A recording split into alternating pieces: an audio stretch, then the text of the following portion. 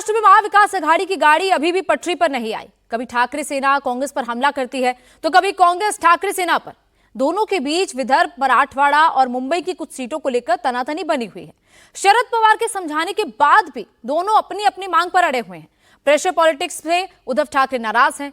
आज अघाड़ी में सुबह से शाम तक कैसे रस्साकसी होती रही, इस रिपोर्ट में देखिए।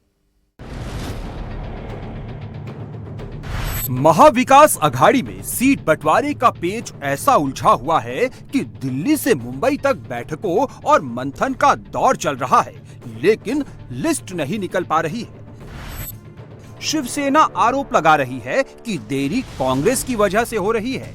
शिवसेना ने आज मुंबई में शरद पवार के साथ कांग्रेस नेताओं की बैठक बुलाई थी और कहा था कि आज ही बंटवारे पर मुहर लग जाएगी।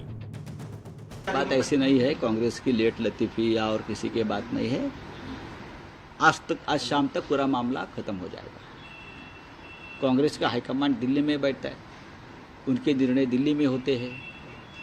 तो भारतीय जनता पार्टी के नेता या हमारे यहाँ के शिंदे गुट के नेता, उनके भी बॉसेस दिल्ली में है।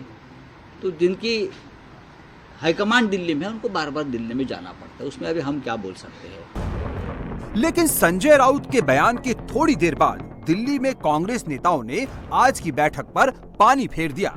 उन्होंने कहा कि दिल्ली में कांग्रेस सीईसी की बैठक है, लिहाजा शाम तक मुंबई में ठाकरे सेना और शरद पवार के साथ मीटिंग संभव ही नहीं है। नहीं, कोई झगड़ा नहीं है, सब एक साथ है। फिर सीटों में थोड़ा सा बात चल रहे हैं, इसे जल्दी से जल्दी निपटा देंगे। जल्दी हो जाए। आज हमारा सीईसी है। सर, कांग्रेस के सीट पर ही बाकी आपके जो दोस्त पार्टी है वो क्लेम कर रहे हैं, ऐसा दिख रहा है। तो नहीं, वो तो अलायंस में हर पार्टी अपना अपना अधिकार बताते हैं, उसमें कोई तर्क की बात नहीं है, कोई मतभेद की बात नहीं है। हम लोग सब बैठ करके उसको तय करेंगे। महाविकास अघाड़ी में ठाकरे सेना और कांग्रेस के बीच विदर्भ की 12 सीटों को लेकर झगड़ा चल रहा है। ठाकरे सेना अरमोरी, गढ़चिरौली, गोंदिया, भंडारा, चिमूर, बल्लारपुर, चंद्रपुर, रामटेक, कमाठीपुरा, दक्षिण नागपुर, अहेरी और भद्रावती वरोरा पर दावा ठोक रही है। इसके अलावा मराठवाड़ा और मुंबई की कुछ सीटों को मिलाकर करीब 30 से 40 सीट ऐसी है जिन पर दोनों में विवाद है। महाराष्ट्र कांग्रेस अध्यक्ष नाना पटोले ने भी माना कि इन सीटों पर झगड़ा है, लेकिन कहा कि 24 घंटे में इसे सुलझा लिया जाएगा। दिल्ली में स्क्रीनिंग के बाद कांग्रेस कल शाम तक महाराष्ट्र की पहली लिस्ट भी जारी कर देगी। 40 सीटों में अभी भी है, हमारे से ज्यादा तो महायुति में गड़बड़ है, अभी कुछ सामने नहीं आ रहा है। लेकिन मेरा ये कहना है कि हमारा भी 30-40 सीटों पे जो है वो जो सीटों का बंटवारा है वो सवाल हो जाएगा। कब तक लिस्ट बाहर आएगी? कल हम पहली लिस्ट डिक्लेयर करेंगे, ऐसा हमारा प्लान है। कल हम मिल के तीनों लोग प्रेस कॉन्फ्रेंस में लेने का हमारा प्लान है। तो कल हम मुंबई जाने के, आज रात को मुंबई जाएंगे।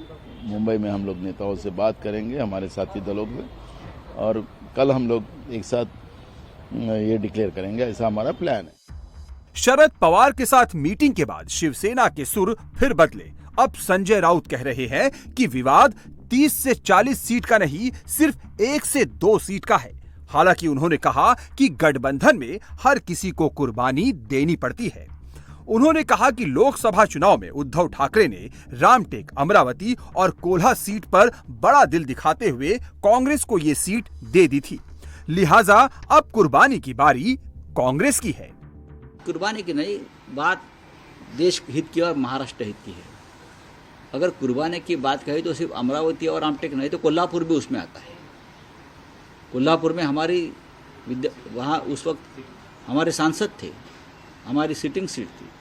अमरावती भी लगभग हमारी सिटिंग सीट थी, रामटेक हमारी सिटिंग सीट थी। तो ज़रूर हमने बड़ा दिल दिखाया, क्योंकि हमें संविधान के दुश्मनों का पराभव करना था, उनको हराना था।